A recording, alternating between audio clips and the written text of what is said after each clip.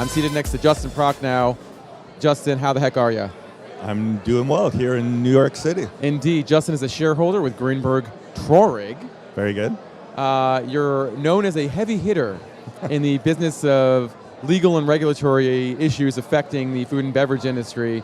Tell our listeners at home, who many of whom might already know you, but those who don't, tell us what you do and how long you've been in this industry and some of the things that you're working on. Sure. So I'm, as you said, shareholder at a small boutique law firm of 2,180 lawyers. It started in Miami and now is in 42 offices in the US and around the world. We do pretty much everything. So if you need a divorce lawyer in the Sudan, we probably have 8 people who can do that for you. I got to talk to you about that later on. Hopefully you don't need that. Yeah. But my practice focuses on representing companies in the food, beverage, dietary supplement, cosmetic industries. And I really got started with my father, who worked a lot in the what I would call the tablet capsule powder side of the supplement industry. Yep. So I joined him about 14 years ago.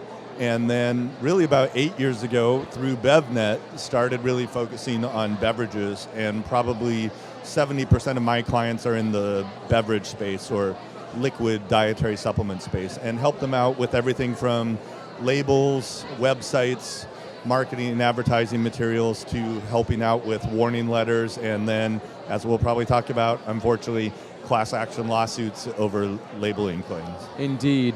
Now, you're a great resource and are really tuned in and tapped into what's happening in terms of legal and regulatory issues that are affecting the beverage industry.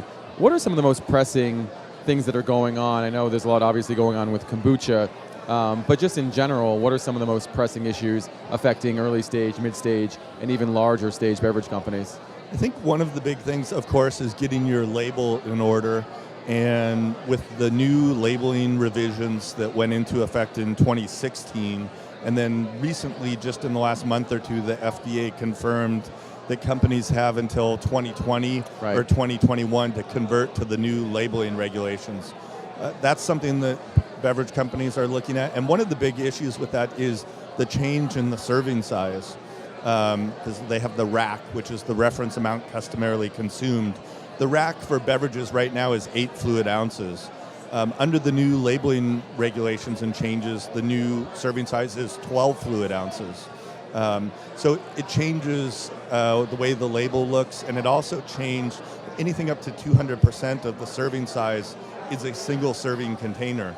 So in the past, where you had a 20 fluid ounce container and it was 2.5 servings, that's now a single serving container under the new labeling regulations. And so your calories and your sugar calories are now all 2.5 times higher, right. Your sugar content, and again, with the new labeling regulations and the changes in added sugars, it's really causing companies, I think, to reevaluate how they're formulating the product when they're going to have to make those types of changes to the label. There's no place to hide anymore. There's no place to hide anymore, that's right. Well, speaking a little bit about sugar, we've seen some criticism, we've seen some lawsuits affecting the kombucha business based on sugar content and alcohol content.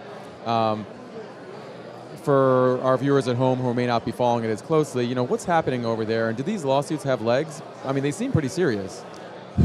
It is an issue for the kombucha industry. There have been some lawsuits alleging that the sugar content and the alcohol content on labels of kombucha products is improperly declared. There are allegations that the products continue to generate alcohol and sugar content while on the shelves. And it's an issue for the kombucha industry as a whole.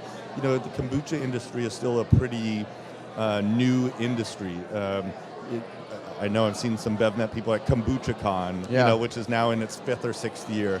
And it used to, it was a 50-person thing. And the most recent one, it's becoming a lot more professional, I guess. Right. And it's good for the industry, because the more professional that the companies look and feel, the more credibility they're going to have. It's not just the people brewing on their back porch, but it's people with real companies, and it's a big business, as we know, with companies like Health Aid and and GTs. I mean, these are big companies, and so whenever you're big companies and you're taking market share, you're going to be the target of things. So, can't comment on individual lawsuits, but it's something that companies definitely need to take a look at and evaluate their manufacturing to make sure that they are in compliance with the law. I mean, what do you think about sort of standardizing manufacturing or standardizing testing? I mean, that's been talked about a lot in the kombucha category, and it seems like there's still no consensus on manufacturing or testing. It's a tough one when it's one thing when you start out with those laws in place, but it's another trying to implement them after products have been out on the market, because people have different viewpoints about what that should be. One in particular is even the standard of identity for what constitutes kombucha. Right. You obviously have companies that have been brewing it and fermenting it for a while, and then you have other companies that are starting with a base and adding things to it. And so it's difficult because even within the kombucha community, I don't think there's a real consensus for what that definition should be. Same with the testing and the manufacturing, but that could only help. I mean, I think having standardized testing, standardized manufacturing is going to allow companies to know what they need to do to comply, whereas right now, it's everyone kind of determining themselves what makes sense. We only have about 2 minutes left, but I definitely want to ask you about a really hot ingredient that a lot of people are talking about, and that's CBD. I'm sure you get a lot of questions from beverage brands and food brands asking, how do I incorporate CBD into my product, or is it legal? Tell us about what people are coming up to you and asking you, and what you're advising them to do or not do when it comes to CBD. Sure. Well, being from Colorado, people think that we must have it in our. You got it in your jacket pocket right there. That's right. We have it in our kitchen at the law firm, and people have sunflower seeds or CBD. CBD is still a very tricky subject. It is the question I probably get more than anything else right now, other than how Man U is going to do next year. But I mean, CBD is, everyone wants to do a new SKU of CBD, and they see all of these numbers generating, and it's still a very risky, in my opinion, topic for a conventional food or beverage or even supplement company who has products out there. It's one thing if you're in the CBD business, then you're jumping in with both feet and you're deciding, hey, we disagree with what the FDA says and we're going to do it. But if you're a conventional food or beverage company and looking to start a line of products or a couple SKUs, you have to understand that the FDA has very clearly come out and said, we don't believe it's a permissible ingredient. It's not grass.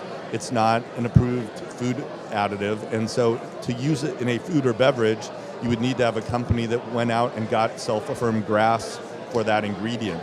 And to date, no one's done that. So I think companies are looking at calling it hemp extract, right? And arguing that hemp has been used in foods for a long period of time. But if that's a CBD isolate that's 90% CBD, it's not really hemp extract, it's CBD. So I think it's something that companies really have to watch out. It's not even as much of an FDA issue as individual states. States like Nebraska, South Dakota, others are pulling it off the shelves when they see those letters on the label. So it's something that companies really have to look at and decide, is it something I want to get into? Right now, there's probably not a huge risk if you're not making egregious disease claims. I've said this before, but it is the proverbial, you don't have to outrun the bear, you just have to outrun the other people that you're standing next to. As long as you're not the one making crazy cancer claims or other types of claims, the FDA, if they take more aggressive action, is probably going to do it against one of those, and then you can kind of reassess after that. But it's not a totally risk-free proposition. Justin, I wish we had another 10 minutes because we have a lot to talk about, but stay in touch. Email me, rlatif@BevNET.com, if you want Justin's information. I'm sure he'll be happy to add you to his newsletter. That's right. Thank you so much, Justin.